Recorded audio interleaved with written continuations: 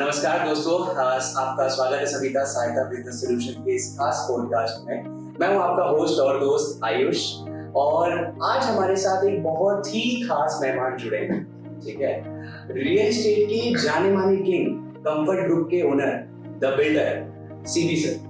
Sir सबसे पहले नमस्कार सर, धन्यवाद सर, आपने अपना कीमती समय निकाल के हमें जो दिया ताकि हमें पॉडकास्ट कर पाए और अपनी जनता की जो है जो फ्यूचर बायर है उनके सवाल जो आने वाले हैं, जो फ्यूचर बायर आपके अगर आप इन्वेस्ट करने वाले हैं उनके सारे सवाल क्लियर हो जाए। सर रियल एस्टेट में घर खरीदना एक इमोशनल सफर होता है सर। लोग सच और झूठ के बीच फंस के रह जाते हैं। पर और सर ये पता है एक चीज और आपको, जो कस्टमर होता है, जो क्लाइंट होता है ना सर, कभी कभी जब घर लेने से पहले ना सर वो बहुत सारे उसके मन में सवाल होते हैं जो बिल्डर से डर के मारे वो पूछ नहीं पाते। आज आप सबके सवाल, इनके जवाब हमारे साथ। तो सर तैयार है सर? यस, चलिए शुरू करते हैं। तो सबसे पहला सवाल सर ये, रियल एस्टेट में सर अगर मान लीजिए सबसे बड़ी करेंसी सर ट्रस्ट होती है। ठीक है, अगर कोई बिल्डर या कस्टमर एक दूसरे से झूठ बोले सर जी, तो सबसे बड़ा सर इसमें नुकसान किसका है? देखिए सबसे बड़ा नुकसान मेरे हिसाब से तो बिल्डर का है, क्योंकि आपकी जो लॉयल्टी रहती है वो मार्केट में कम हो जाती है। देखिए कोई भी पहचान और कोई भी न्यू अगर झूठ की बुनियाद पर रखी जाती है तो आज नहीं कल वो बुनियाद हिल जाती है। तो मेरा ऐसा मानना है कि आप झूठ बोल के 1, 2 या 10 कस्टमर को आप बेवकूफ बना सकते हैं, लेकिन आने वाले समय में आपने जो झूठ बोला वो आगे चल के कस्टमर के सामने आता ही है, जिससे आपकी लॉयल्टी, आपके मार्केट में जो छवि होती है उसको बहुत बड़ा नुकसान होता है। तो मेरे नज़र में अगर ऐसा कोई बिल्डर करता है तो उसके लिए ये सबसे बड़ा नुकसान की चीजें। काफी सही है इसका असर आपने इसमें, और इससे लॉयल्टी पता चलती है कंपनी हमारी। दूसरी चीज सर पता है, अगर बिल्डर का नाम सुनते ही ना सर मन में एक इमेजिनेशन क्रिएट होता है, नेगेटिव इमेज बिल्डर है। लोग सर डरते क्यों है? क्या सर पुराने जो बैड प्लेयर्स थे मार्केट में उनकी वजह से, या सर सिस्टम में ऐसा कुछ है? मेरा मेन सवाल ये है सर, जो आजकल सब लोग बिल्डर से डरते हैं। कैसा है, सबसे पहले मैं आपको बता दूं कि कभी एक समय था नाला सोहारा या वसई विहार या कहीं का भी आप एक पिछला जो है रेरा आने से पहले का समय काल देखेंगे तो बहुत सारे अनधिकृत बिल्डिंगें बनी, अनधिकृत बांधकाम हुआ जी, जिससे लोगों के मन में काफी भय रहता था कि ये बिल्डिंग यूसीसी सही है, उसी सही है, नहीं सही है। इसी को देखते हुए हमारे गवर्नमेंट ने जो है रेरा का एक बहुत अच्छा प्लान लेके आया ताकि किसी भी कस्टमर को हम चीट नहीं कर सके। आज किसी भी बिल्डर का पूरा परफॉर्मेंस अगर आप देखेंगे, पूरा बायोडाटा आप बोल लीजिए, पूरा प्रोफाइल पिक्चर्स जो बोल लीजिए, वो सब कुछ रेरा में आपको अपडेटेड मिल जाएगा। आपको कोई भी इंफॉर्मेशन चाहिए, प्रोजेक्ट कब चालू हुआ, प्रोजेक्ट में कितने पार्टनर हैं, प्रोजेक्ट की एस्टिमेटेड कॉस्टिंग क्या है, कितने दिनों में वो कंप्लीट होगा, अभी स्टेज कौन सा है, कितने फ्लैट बिके हुए हैं, आपके जो फ्लैट परचेस आप कर रहे हैं वो फ्लैट ऑलरेडी सोल्ड आउट है कि नहीं है, इतना इंफॉर्मेशन जो है अभी कस्टमर को मिल रहा है। आप अभी देखेंगे कि रेरा का जो है स्कैनर आ गया, आपको सिर्फ स्कैन करना है और बिल्डिंग का पूरा प्रोफाइल, बिल्डर का पूरा प्रोफाइल आपको मिल जाता है। इससे जो है ना जो फ्रॉड के चांसेस थे वो बहुत हद तक जो है वो कम हो गए। इसके लिए हम गवर्नमेंट को भी धन्यवाद करेंगे जो हमारा महाराष्ट्र रेरा या महारेरा का जो है परिकल्पना लेके समाज में आया, जिससे अभी कस्टमर को काफी हद तक जो उनके डरने का विषय था वो लगभग खत्म हो। जी सर, अगर मान लीजिए मेरे पास कुछ अमाउंट है इन्वेस्ट करने जी, और सबसे बड़ी आज इन्वेस्टमेंट सर प्रॉपर्टी होती है या फिर गोल्ड में इन्वेस्ट करते हैं। मान लीजिए सर मुझे कुछ नहीं पता तो, और मुझे प्रॉपर्टी खरीदना है, तो सर मुझे क्या क्या वेरीफाई करना चाहिए? मुझे आप पूरा गाइड कर लीजिए। मान लीजिए मुझे कुछ नहीं पता, आपके एंड से मुझे गाइडेंस चाहिए। देखिए कैसे, जब भी आप कोई चीज परचेस करने जाते हैं, एग्जांपल अगर आप एक शर्ट परचेस करने जाते हैं तो देखते हैं कौन सी कंपनी का है, हम किस दुकान से परचेस कर रहे हैं, उसके ब्रांडिंग किस कंपनी का है, बहुत सारी चीजें हैं। तो जब हम अपनी जमा की हुई मेहनत से कमाई हुई संपत्ति को कहीं भी इन्वेस्टमेंट करते हैं तो बिल्डर से ज्यादा हमारा भी फर्ज बनता है कि हम उस बिल्डर के सही तरीके से, उस बिल्डिंग के सही तरीके से प्रोफाइल को जांचें। और जब कभी भी आप फ्लैट लेने जाते हैं तो सबसे पहले देखिए कि वो बिल्डर रेरा में रजिस्टर्ड है। जो जितने फ्लोर पे आपको बिल्डर फ्लैट अलॉट कर रहा है उसकी सीसी कितने माले पर, उसके बैंकों से एपीएफ है कि नहीं। आपको ये भी पता चलेगा कि जो बिल्डिंग है कितने दिनों से ऐसा तो नहीं कि काम रुका हुआ है, या अभी उसका रनिंग स्टेज कैसा है। मार्केट में थोड़ा सर्वे कीजिए, कि अभी जो आप बिल्डिंग में इन्वेस्टमेंट करने वाले हैं उसका जो फाइनेंशियल कंडीशन बिल्डर का कैसा है और किस स्पीड से जो है काम हो रहा है। ये सब चीजें जब आप व्यक्तिगत रूप से आप देखेंगे तो किसी भी तरीके का कोई फ्रॉड की संभावना नहीं रहेगी। आप ऐसे किसी भी बिल्डर के पास जो रेरा में ऑलरेडी रजिस्टर्ड है, उसकी बिल्डिंग का काम अच्छे लेवल पे चालू है, उसका बैकग्राउंड अगर देखेंगे, उसका प्रोफाइल अच्छा है, तो फिर निगेटिविटी की कोई बात ही नहीं। सर जैसे कि आपने मुझे एक काफ़ी अच्छी नॉलेज दी थी और आप बिना डरे कस्टमर्स सर का जो रेरा जो प्रोफाइल देख सकते हैं और इन्वेस्ट कर सकते हैं। सर मैंने सुना है सर आपका नाला सुपारा में कंफर्ट हेरिटेज के करके एक प्रोजेक्ट आया है सर, ऐसा क्या है उस खाल जो इतना शोर मच रहा है उसके बारे में, ऐसा क्या खास है जो बिना डरे आप बता सकते हैं? जी सबसे पहले आपका शुक्रिया कि आपने हमारे प्रोजेक्ट के बारे में इंफॉर्मेशन जो है निकाला। कैसे है, देखिए एक मध्यम वर्गीय समाज से आता हूँ, तो मैं हमेशा हमारी ये सोच और परिकल्पना रहती है कि कोई भी कस्टमर अगर कोई भी फ्लैट परचेस करता है तो उसके जीवन का जमा किया हुआ धन, संचय किया हुआ धन जो है किसी बिल्डर को देता है। तो हम कोई भी बिल्डर अगर घर बनाता है तो बेसिक हम दूसरे का घर बना रहे हैं, उससे पैसा लेके, मेरा ऐसी सोच है। तो जब हम किसी का पैसा लेके अगर हम घर बना के दे रहे हैं तो हमारी भी सोच ऐसी होनी चाहिए कि हम उसके घर में बेहतर से बेहतर काम करें। हमारे इस प्रोजेक्ट में आप देखेंगे एमिनिटीज जो इंटीरियर में है, यानी हम लोग POP, fall ceiling, light, fan, geyser, modular kitchen, toilet, fan, cabinet, ऐसे जो एमिनिटीज है जो आज के आधुनिक जीवन में उपयोगी है, वो सारी चीजें दे रहे हैं। एक्सटर्नल में भी आप अगर देख लेंगे तो हम जिम दे रहे हैं, क्लब हाउस दे रहे हैं, टर्फ दे रहे हैं, साथ ही साथ योगा मेडिटेशन सेंटर दे रहे हैं, ईवी चार्जिंग स्टेशन दे रहे हैं, रूफटॉप गार्डन दे रहे हैं, पोडियम गार्डन दे रहे हैं, पार्किंग की पूरी व्यवस्था दे रहे हैं, साथ ही योगा प्लाजा दे रहे हैं, मंदिर दे रहे हैं। अपने लोगों को, अपने बच्चों को आगे चल के अपने महापुरुषों की गाथा को पढ़ने के लिए हम लोग लाइब्रेरी दे रहे हैं। साथ ही साथ अपने धर्म के रिलेटेड बढ़ावा मिल सके ऐसे अपने रामायण, गीता, महाभारत के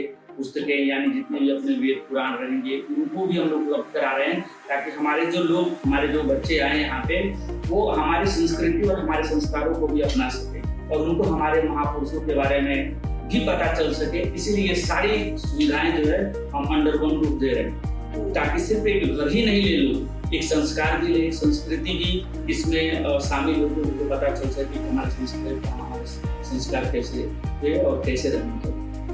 That's very impressive सर। और इतनी सारी चीजें, एमिनिटीज मैंने बहुत कम सुना है सर, इतनी सारी चीजें कोई एक बिल्डर जो देता है अपने प्रॉपर्टी में, बहुत इंप्रेसिव। और नाला सुपारा वसईविरार जैसे शहर में ऐसी चीजें मिलना बहुत ही अलग बात है सर। जी सर मेरा एक सवाल है आपसे सर, आजकल लोग ना सर सस्ता फ्लैट के चक्कर में ना फंस जाते हैं सर। देखिए कैसे आज के अभी पूरा एक आप लोकेलिटी देखेंगे तो लगभग सभी बिल्डरों का रेट एक साल है जी, 5, 10, 2 लाख, 3 लाख, 4 लाख ये अंतर में है।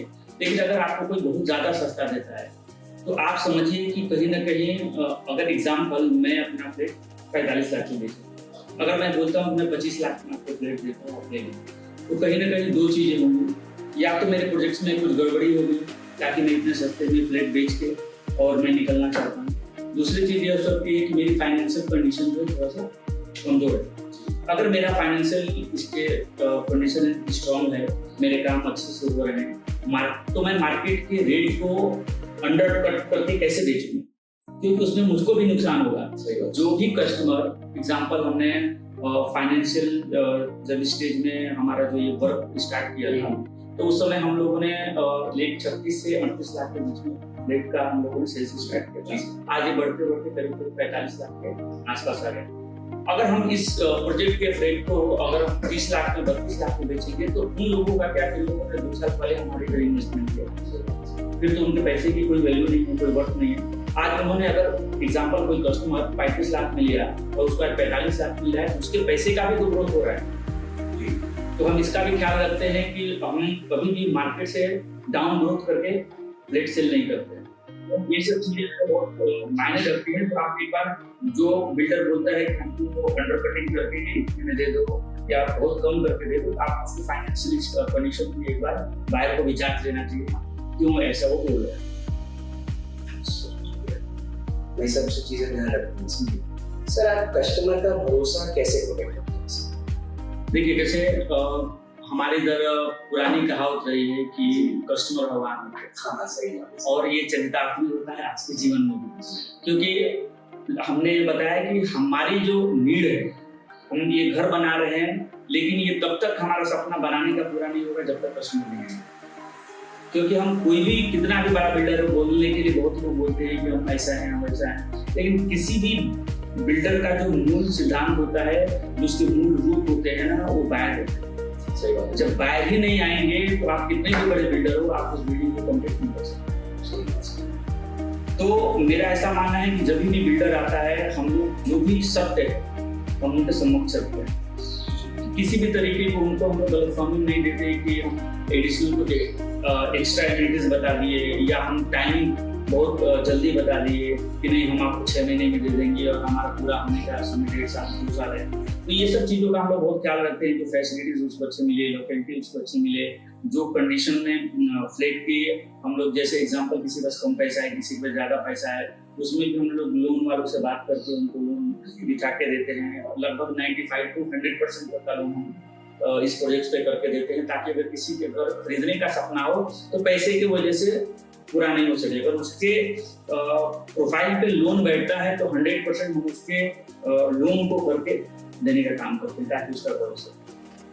मतलब इससे तो सर पता चल गया कि आपके लिए सक्सेस फ्लैट बेचना नहीं, लोगों को घर बनाना। यस, 100%। सर, ऐसे कौन से सवाल होते हैं सर जो एक कस्टमर आता है और वो पूछने से घबराता है, पूछ नहीं पाता बिल्डर को? आप मुझे ऑडियंस को बताइए सर कि ऐसे कौन सवाल एक बिल्डर से पूछने चाहिए जो वो अक्सर इग्नोर कर देते हैं। देखिए, बेसिक कैसे है, आज की दुनिया जो है मॉडर्न है, लगभग चीजें जो है आपको वेबसाइट पे आपको बिल्डर्स के मिल ही जाती है। लेकिन जैसे जो मेन समय है कि आपने रेरा में कितना समय दिया हुआ, आप प्रोजेक्ट को कब तक कंप्लीट करके देंगे। हमारा प्रोजेक्ट जो आपने टाइमिंग दिया है वो ऐसा तो नहीं कि हमारा डिले हो जाएगा, क्योंकि कैसे है कि कस्टमर का EMI भी साथ ही साथ चलता रहता है। तो एडिशनल होने पे एक्स्ट्रा बोझ बढ़ता है बिल्डर्स को। तो इसके लिए थोड़ा सा कस्टमर को भी जो टाइमिंग को लेके एक बार पूछना चाहिए बिल्डर से कि सर आप कितने दिन में कंप्लीट कर देंगे, कौन कौन से बैंकों से EPF है, जो भी CC के रिलेटेड चीजें होती हैं वो आपने पेपर्स कंप्लीट है कि नहीं है, आपका टाइटल, आपका सर्च रिपोर्ट क्लियर है कि नहीं है। ये सब चीजें लगभग हर एक कस्टमर को बिल्डर से बिना डरे पूछना चाहिए, क्योंकि कैसे है कि कोई भी बिल्डर को आपकी आवश्यकता है। जी, सही बात। तो आप अगर कंज्यूमर हैं, आप बायर हैं, तो 100% आपको बिल्डर से सवाल पूछने ही चाहिए। आपको इसमें डरने जैसा कोई सवाल ही नहीं है, क्योंकि अब एज ए मैं अगर बिल्डर बोलूँ तो हम कस्टमर के ऊपर आश्रित हैं, कस्टमर हमारे ऊपर आश्रित नहीं है। कस्टमर आएगा तो ही हमारा बिल्डिंग बनेगा, कस्टमर आएगा तो ही ये बिल्डिंग में लोग जमा होंगे, यानी कि सारे फ्लैट्स। अगर हमने बिल्डिंग खुद के पैसे से पूरा बना ही दिया लेकिन बाहर ही नहीं आए, रहने के लिए लोग नहीं आए, तो बिल्डिंग बनाने का मतलब नहीं है। इसीलिए कस्टमर को बिना डरे सारी चीजें बेसिक होकर बिल्डर से पूछना चाहिए। सर, आपने जब बात बताई सर, आपने कहा CC। सर, CC का मतलब क्या होता है सर? ये कैसे होता है, कमिशनल सर्टिफिकेट होता है। पहले ऐसा रहता है कि परचेस हुआ, आपके लैंड है और काम चालू हो गया, CC आता रहता है। लेकिन अभी ऐसा नहीं है। अभी रेरा के आने के बाद बहुत सारी चीजें जो है ना सुधर गई हैं। तो जब आपके पास रेरा नंबर है तो सारी चीजें जो है रेरा में अपलोड होती हैं। आपका टाइटल सर्च जैसे होगा, आपका 7/12, आपका 8/12, आपका FR, आपके जो टाइटल सर्च रिपोर्ट है, आपके क्लियरेंस सर्टिफिकेट है, ये सारी चीजें अभी Form 1, Form 2, Form 3 यानी कि आर्किटेक्ट का अप्रूवल, कंसल्टेंट का अप्रूवल, जो इंजीनियर होते हैं, और साथ ही साथ CA का हर 3 महीने पर हमको अपडेट रेरा को देना पड़ता है। तो अभी पहले के समय से अभी के समय में बहुत सारी चेंजेस आई, जिससे कस्टमर को काफी सिक्योरिटी हो गई जी। तो अभी मेरे हिसाब से अगर कोई प्रोजेक्ट रेरा अप्रूव्ड है और सही स्थिति में काम चल रहा है, अगर बिल्डर का प्रोफाइल अच्छा है तो आपको डरने की जरूरत नहीं है। सर, अगर मान लीजिए मैं आपके प्रोजेक्ट में कॉम्फर्ट हेरिटेज में इन्वेस्ट करता हूँ, तो आने वाले 10 साल में सर इसका क्या बेनिफिट्स मुझे मिलेगा सर? देखिए बेसिक एक कंसेप्ट समझ लीजिए, जो बिल्डर बोलते हैं कि आप फ्लैट परचेस करिए, आपका 3 साल में डबल हो जाएगा, ये सब चीजें एक टोटली जो है एक कस्टमर को कंफ्यूज करने वाली होती हैं और बढ़ा चढ़ा के बताई गई होती है। देखिए कैसे किसी भी प्रोजेक्ट का जो अपग्रेडेशन होता है यानी कि बढ़ने का सिलसिला रहता है, मैक्सिमम ग्रोथ 8 से 10%। तो आप ऐसा पकड़ लीजिए कि आज आप कोई भी फ्लैट परचेस कर रहे हैं तो 10 साल बाद करीब अगर 10% के हिसाब से हम लोग उसका ग्रोथ रेट पकड़ते हैं तो करीब आपके फ्लैट डबल हो जाएंगे। अच्छा, तो 10 साल बाद देखिए तो कोई बोले कि मैं 3 साल में ही आपके फ्लैट डबल हो जाएंगे तो ये टोटली रॉन्ग बात है। लेकिन 10 साल का समय आप देते हैं कि देखिए ये सब चीजें इन्वेस्टमेंट जो होती है लॉन्ग टर्म की चीजें होती है। अगर कोई भी बिल्डर सपना दिखाता है कि हम 2 साल में आपको फ्लैट ले लो, आपके फ्लैट की वैल्यू दुगनी हो जाएगी, 3 गुनी हो जाएगी, टोटली आपको कंफ्यूज करके आपसे पैसा लेना पड़ता है। हम लोग ऐसा किसी भी कस्टमर को कमिटमेंट नहीं देते कि आपका पैसा जो 3 साल में डबल हो जाएगा। हम एक्चुअल जो बायर होते हैं उनको समझाते हैं, बोलते हैं कि आपका जो ग्रोथ रेट है, जैसे एग्जाम्पल अभी किसी ने पिछले साल लगभग 38 के आसपास मेरे से फ्लैट लिया, आज 42-45 हो गया, तो लगभग उनको 10% का ग्रोथ जो है मिल गया। बिल्डिंग का पोजीशन होते होते ऐसा हम लोग का एक्सपेक्टेशन है कि यहाँ का रेट 50 लाख रुपए हो जाएंगे, तो लगभग 20 से 25% का ग्रोथ जो है बिल्डिंग बनने से लेकर ये मिल जाएगा। तो ऐसा जो है आप देखेंगे तो हर 2 साल 3 साल 2 साल ग्रोथ जो है आपको मिलता रहेगा। लेकिन 3 साल का कमिटमेंट या 4 साल का कमिटमेंट कि आपका प्रोजेक्ट की वैल्यू दोगुनी हो जाएगी, फ्लैट की वैल्यू दोगुनी हो जाएगी। अगर मान लीजिए इससे मेरा मिलता हुआ जुलता हुआ सवाल है, अगर मान लीजिए सर मैंने कंफर्ट हेरिटेज में इन्वेस्ट किया और किसी कारणवश मान लीजिए मुझे एग्जिट करना पड़ा पूंजी से, तो सर कंफर्ट हेरिटेज का प्रोसेस कितना स्मूथ है? देखिए हम लोगों ने एक स्ट्रक्चर बनाया हुआ है। अगर कोई भी कस्टमर अगर फ्लैट परचेस करता है और किसी फाइनेंशियल की वजह से वो नहीं ले पाता है, हम उसको 45 डेज का टाइम फ्रेम देते हैं। उस 45 डेज में हम लोग उनका पैसा 100% रिटर्न कर देते हैं जी। अगर किसी ने एग्जांपल आज आपने प्रोजेक्ट में इन्वेस्टमेंट किया है, पैसा समय पे देते रहे और किसी कारणवश आपने क्विट कर लिया, तो हम लोग कोशिश करते हैं कि कस्टमर को कुछ बढ़ा के देने की, ताकि जो उसको नुकसान हुआ है वो नुकसान भी ना हो सके। लेकिन आप ये मैं आपके कैमरे के सामने बोल रहा हूँ, कोई सिंगल ऐसा कस्टमर आप नहीं ढूंढ पाएंगे जो ये बोल सके कि कंफर्ट हेरिटेज ही नहीं, Comfort Empire, Comfort Residency, Comfort जिनकी जितने प्रोजेक्ट शामिल है जिसमें हम लोगों ने सिंगल 100 रुपया भी किसी कस्टमर का कैंसिलेशन के बाद रखा, क्योंकि हम लोग सिर्फ फ्लैट बेचने में विश्वास नहीं रखते, हम लोग मानवता में भी विश्वास रखते हैं। यूनिटी सबसे बड़ी चीज होती है। आप देखिए अगर एग्जाम्पल कोई बाहर अगर फ्लैट खरीदता है 51,000 1 लाख देता है फ्लैट परचेस करने के लिए, अगर मैं उसका पैसा नहीं देता तो मेरे उसके 1 लाख से कुछ नहीं, लेकिन जो उसकी बद्दुआ लगेगी 1 लाख के लिए वो हमारे लिए बहुत बड़ा मायने रखता है। इसलिए हम किसी भी परिस्थिति में नहीं चाहते कि किसी का भी एक पैसा जो उन्होंने मेहनत से कमाया हुआ हमारे पास इन्वेस्टमेंट के तौर पर रहे, लेकिन बिना इन्वेस्टमेंट के तौर पर नहीं रहे। सर काफी जो पॉडकास्ट था सर ये काफी इंफॉर्मेटिव था सर, बहुत ज्यादा इंफॉर्मेटिव था। उम्मीद करता हूँ कि मेरे बायर्स को जो फ्यूचर बायर्स है कंफर्ट हेरिटेज में उनको काफी अच्छा नॉलेज मिला होगा सर। और सर आपका फिर से एक बार बहुत बहुत शुक्रिया सर। जी धन्यवाद, आपके इस सहायता बिजनेस सोल्यूशन को भी हार्दिक बधाई और शुभकामनाएं। आप यंगस्टर हैं, एक भारत के रीढ़ की हड्डी यंगस्टर राइट आते हैं, तो हमारी शुभकामनाएं हैं कि आपका ये ग्रुप जो है बहुत बड़ा हो और आप वर्ल्ड लेवल पे नाम अपना स्थापित करें। Congratulation for the new. Thank you.